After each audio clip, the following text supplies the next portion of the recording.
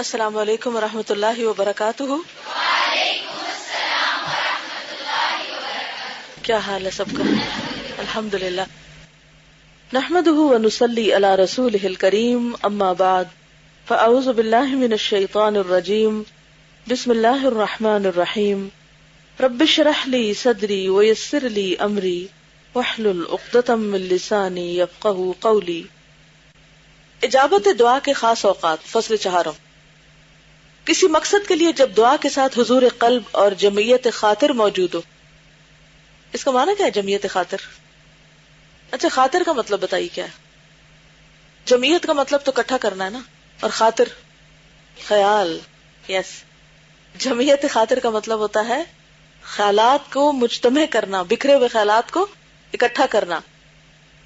اور اجابت دعا یعنی دعا کے جواب ملنے، یعنی قبولیت کے 6 خاص اوقات میں سے کوئی بھی وقت پایا جائے تو دعا ضرور قبول ہوتی ہے، اور وہ 6 اوقات یہ ہیں۔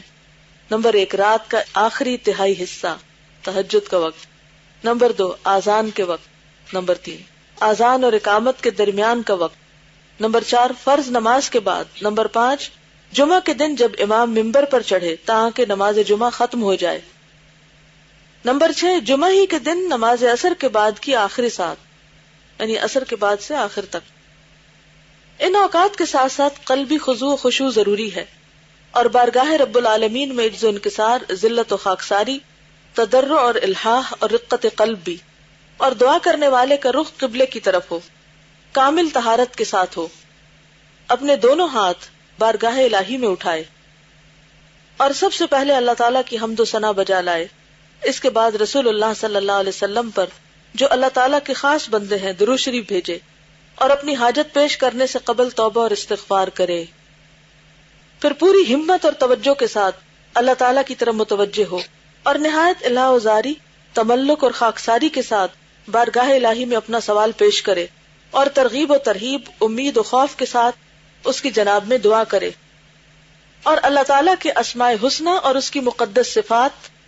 کون سی مقدس صفات؟ جی، اللہ کے ناموں میں جو ہیں، اور اس کی توحید کا وسیلہ پکڑے۔ دعا سے پہلے کچھ صدقہ و خیرات کرے تو امید ہے کہ یہ دعا مسترد نہ ہوگی، خصوصاً جب کہ وہ دعائیں پڑھی جائیں جن کے بارے میں رسول اللہ صلی اللہ علیہ وسلم کا ارشاد ہے کہ ان کے قبول ہونے کی امید کی جا سکتی ہے، یا وہ دعائیں پڑھی جائیں جن میں اسم اعظم موجود ہے، اللہ کا بہت بڑا نام۔ اسم اعظم والی دعاؤں میں سے ایک دعا یہ بھی ہے جو سنن اور صحیح ابن حبان میں حضرت عبداللہ بن برادہ عن ابیہ سے مروی ہے کہ رسول اللہ صلی اللہ علیہ وسلم نے ایک آدمی کو یہ دعا کرتے ہوئے سنا: اللہم انی اسألک بانی اشہد انک انت اللہ لا الہ الا انت الاحد الصمد الذی لم یلد ولم یولد ولم یکن لہ کفوا احد۔ اے اللہ، میں تجھ سے اس وسیلے کے ذریعے مانگتا ہوں کہ میں گواہی دیتا ہوں کہ تو اللہ ہے، تیرے سوا کوئی دوسرا الہ نہیں، تو اکیلا ہے، بے نیاز ہے، ایسی ذات ہے کہ نہ کسی کو جنا اور نہ خود کسی سے جنا گیا، اور نہ کوئی اس کے برابر ہے۔ تو اس میں اللہ تعالیٰ کا کون سا نام ہے بہت بڑا؟ الاحد، الصمد۔ یعنی ان ناموں کے ساتھ اگر اللہ کو پکارا جائے، یا احد یا صمد، یا پھر اسی طرح اس دعا کو پڑھ کر دعا مانگی جائے جو بھی دل میں ہے، تو دعا قبول ہوگی۔ اس کی یہ دعا سن کر رسول اللہ صلی اللہ علیہ وسلم نے فرمایا: لقد سأل اللہ بالاسم الذی اذا سئل به اعطى واذا دعی به اجاب۔ سنن ابن ماجہ، ابواب الدعاء۔ یہ آدمی اللہ تعالیٰ کے اس نام سے مانگتا ہے کہ جب اس کے وسیلے سے سوال کیا جائے تو وہ دیتا ہے، اور جب اس کے ذریعے دعا کی جائے تو وہ قبول کرتا ہے۔ ایک دوسری روایت میں ہے: لقد سألت اللہ باسمہ الاعظم، تو نے اللہ تعالیٰ کے اسم اعظم کے ذریعے سوال کیا ہے۔ سنن اور صحیح ابی حاتم بن حبان میں حضرت انس بن مالک سے مروی ہے کہ ایک بار وہ بارگاہ رسالت میں بیٹھے تھے، ایک آدمی نے نماز پڑھی، نماز کے بعد اس نے یہ دعا پڑھی: اللہم انی اسألک بان لک الحمد لا الہ الا انت المنان بدیع السماوات والارض یا ذا الجلال والاکرام یا حی یا قیوم۔ سنن ابن ماجہ، ابواب الدعاء۔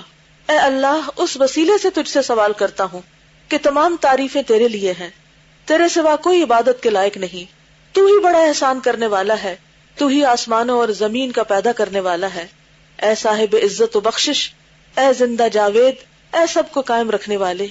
کس قدر خوبصورت دعا ہے یہ سن کر رسول اللہ صلی اللہ علیہ وسلم نے فرمایا لقد دعا اللہ باسمہ العظیم الذی اذا دعی بہ اجاب واذا سئل بہ اعطى. سنن ابن ماجہ ابواب الدعاء. یہ آدمی اللہ تعالیٰ سے اسم اعظم کے ذریعے مانگ رہا ہے کہ جس کے ذریعے دعا کی جائے تو وہ قبول کرتا ہے، اور جب سوال کیا جاتا ہے تو وہ دیتا ہے. تو ان دعاؤں کو ہائی لائٹ کر لیں، اپنے پاس کسی کاغذ پہ لکھ لیں. آپ کیا کریں، ان دعاؤں کو مانگ کر پھر جو کچھ آپ کے دل میں آپ مانگے تو انشاءاللہ قبول ہوگا. کیا کہا میں نے؟ جب دعا کرنا چاہیں، ضروری نہیں وقت بھی ہو تو اچھا، لیکن جب بھی آپ دعا کرنا چاہیں تو ان کو ساتھ پہلے پڑھ لیں. اس میں اعظم ان 2 آیتوں میں ہے الہکم الہ واحد، تمہارا خدا وہی ایک اللہ ہے، لا الہ الا هو الرحمن الرحیم. اور آل عمران کی ابتدائی آیت الف لام میم اللہ لا الہ الا هو الحی القیوم. تو اس سے پتہ چلتا ہے کہ یہ جو خاص طور پر اللہ تعالیٰ کے نام ہیں ان کے ساتھ دعا مانگنی چاہیے. ویسے بھی حکم ہے نا وَلِلَّهِ الْأَسْمَاءُ الْحُسْنَى فَادْعُوهُ بِهَا، اللہ کے اچھے اچھے نام، ان ناموں کے ذریعے اس کو پکارو.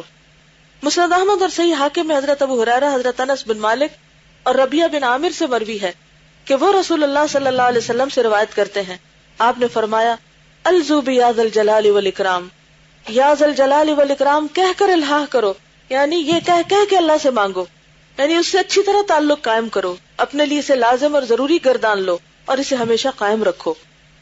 یعنی یہ نہیں کہ ایک آدھ دفعہ اس سے مانگا اور پھر بھول گئے. کیا کرو، اس کی عادت رکھو.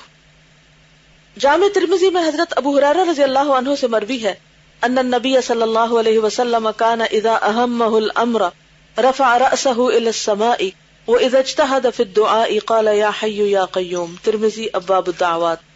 رسول اللہ صلی اللہ علیہ وسلم کو جب کوئی اہم امر پیش آتا تو آپ اپنا سر آسمان کی طرف اٹھاتے، اور جب آپ دعا میں کامل مسائی یعنی کوشش کرواتے تو یا حی یا قیوم پڑھا کرتے تھے.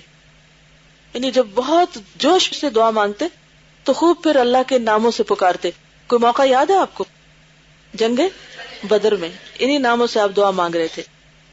اگلی حدیث میں انس بن مالک سے مروی ہے کان النبی صلی اللہ علیہ وسلم اذا کربہ امر قال یا حی یا قیوم برحمتک استغیث، کہ رسول اللہ صلی اللہ علیہ وسلم کو جب کوئی دشوار امر پیش آتا تو آپ یا حی یا قیوم برحمتک استغیث پڑھا کرتے. اور حضرت ابو ہریرہ سے مروی ہے کہ رسول اللہ صلی اللہ علیہ وسلم نے ارشاد فرمایا اسم اللہ العظم فی 3 سور من القرآن البقرہ و آل عمران و طٰ المستدرک کتاب الدعاء. اسم اعظم قرآن حکیم کی 3 سورتوں میں ہے، سورت بقرہ، سورت آل عمران اور سورت طٰ میں. حضرت قاسم فرماتے ہیں کہ میں نے ان 3 سورتوں میں اسم اعظم تلاش کیا تو مجھے معلوم ہوا کہ اسم اعظم الحی القیوم ہے. تو کیسے دعا مانگنی چاہیے؟ کیا کہہ کے یا حی یا قیوم برحمتک استغیث. اور وہ جو دعا نا اصلح لی شأنی کلہ ولا تکلنی الی نفسی طرفۃ عین، یہ دراصل کیا کہ اللہ میرا نفس خرابی کرتا ہے، مجھے اس کے شر سے بچا، مجھے میری اپنی غلطیوں کی وجہ سے مشکلات آتی ہیں، تو مجھے گناہوں سے بچنے کی توفیق دے. لیکن بات یہ ہے کہ ہم اللہ سے کم باتیں کرتے ہیں اور لوگوں سے زیادہ باتیں کرتے ہیں. آپ نے اپنے آپ کو اس میں بھی چیک کرنا ہے. کیسے چیک کریں گے کہ لوگوں سے زیادہ باتیں کرتے ہیں یا اللہ سے زیادہ کرتے ہیں؟ نماز لمبی پڑھتے ہیں یا فون کی کنورسیشن لمبی ہوتی ہے؟ دن میں کتنی دفعہ ٹیلی فون کرتے ہیں اور دن میں کتنے نفل پڑھتے ہیں اور کتنی تسبیحات پڑھتے ہیں؟ ٹیلی فون پہ تو پیسے بھی لگتے ہیں. یہ الگ بات ہے کہ اب فری منٹس کی بہت آفر ہے تو ہم اس جھانسے میں آ کر اور زیادہ اپنا وقت برباد کر رہے ہوتے ہیں. جب بے مقصد کالز ہوتی ہیں، خاص طور پر چھوٹی چھوٹی باتیں. کیا اللہ کافی نہیں ہے چھوٹی چھوٹی باتیں شیئر کرنے کے لیے؟ ضروری ہوتا ہے کہ ہم لوگوں کے ساتھ شیئر کریں. ٹھیک ہے کبھی کبھار تو صحیح، لیکن ہر وقت عادت بنا لی جائے یہ بھی ایک ایڈکشن ہوتی ہے. ہر وقت ہر مجلس میں کوئی نہ کوئی بات کرنا، ادھر سے ادھر ادھر سے ادھر. پھر آپ دیکھیں ہم ایک ہی بات ہوتی 10 دفعہ ریپیٹ کرتے ہیں. کیا ضرورت ہے اس طرح کرنے کی؟ لیکن کبھی ہم نے اپنے اوپر غور نہیں کیا کہ سب کچھ ہم کر رہے ہوتے ہیں. تو جب تک ہماری اللہ سے گفتگو زیادہ نہیں ہوتی، یعنی ذکر کی شکل میں یا ویسے اپنے غم دکھ بانٹنے کی شکل میں، اور بندوں سے کم نہیں ہوتی، تو یہ دعویٰ جھوٹا ہے. والذین آمنوا اشد حبا للہ. جب خیال ہے اچھا میں فلاں کو فون کروں، فوراً کہ یا حی یا قیوم برحمتک استغیث اصلح لی شانی کلہ ولا تکلنی الی نفسی طرفت عین. طرفت عین کلک ہے، صرف آنکھ کا جھپکنا، اور اب ایک کلک سے فیورٹ نمبر ڈائل کر دیں گے آپ.